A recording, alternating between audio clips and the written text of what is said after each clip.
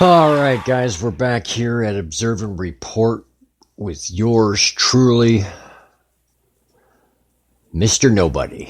The guy who's got no name because it doesn't matter what his name is. Now, you know what? I invited Bette Midler here, guys. Just letting you know so I could have a little conversation with her and talk about what the hell's been going on with Joe Manchin and how now it looks like she's going to be brought right down to our level. So we might as well introduce her to the guy who has no name because it doesn't matter what his name is because he's going to tell you the way it is.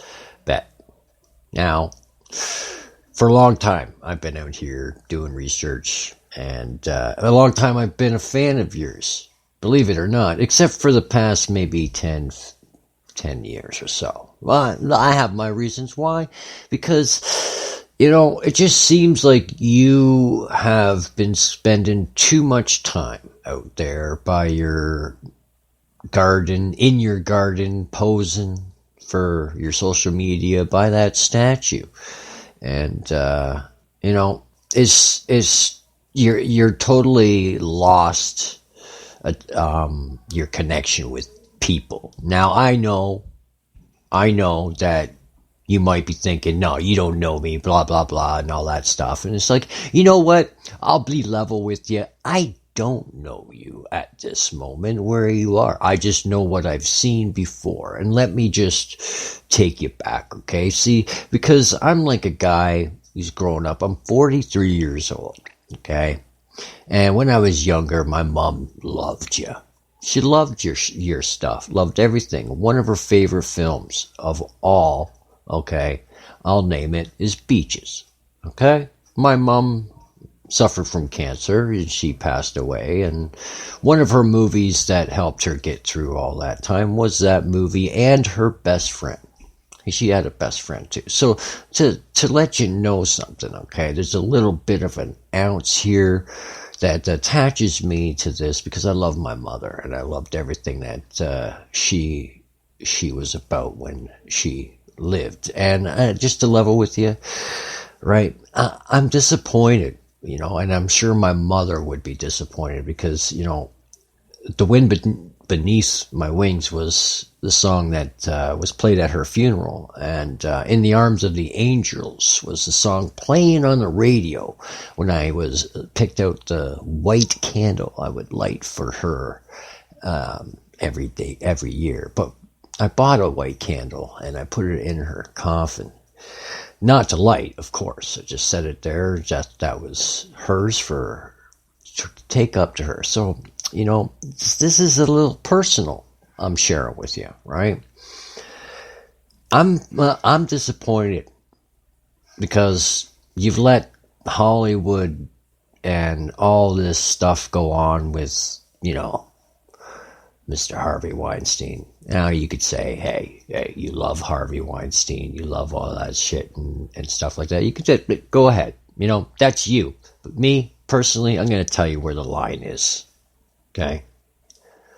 The line stands right here, okay? No Oprah, no Weinstein, no Joe Biden, no none of this. All that corrupt system you've been looking at, you're a part of. Whatever you invested into, whatever you got yourself into over there, you need to detach yourself from that stuff. Hey, I'm a voice of reason. I'll tell you the way it is. You have been looking horrible out there for a long time and coming up with Hocus Pocus 2. I haven't even seen it yet, I'll tell you that. But as a child, I loved the movie. I really, honestly, no interest in seeing the second one. Why? Because of how you represented yourself over the years and who you sided with over the years. So that's where my line is. You see, Bette, okay? There's a lot of horrible people out there. You are apparently part of them, according to the people. According to the people, you are a part of them, and they're showing you this right now. Now, they're telling you somewhere along the line here, Bette, you lost your connection with the people. didn't you? The real people. And then as soon as you became famous, as soon as you became up in there and you got your actor friends and your own community up there, you know, recycling your own money to try to help each other out. And you have to have this big, strict, high list in order for anybody new to get into your community. I get it.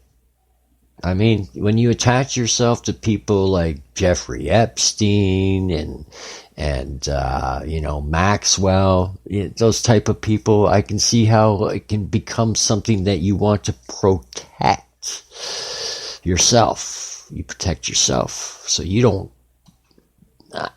Hey, you dug yourself a pit. It's a bed you gotta lie in. I'm just hoping. Hey, a lot of people might look at me negative and trying to have that little ounce of hope for you. Okay, a large amount of me says, no, there's no hope for you because you're too old to be out there. You're what, in your 70s now? You shouldn't even be on Twitter. Honestly, if my dad had Twitter right now, I'd be like, what the hell are you doing on Twitter? You should not even be on there, honestly.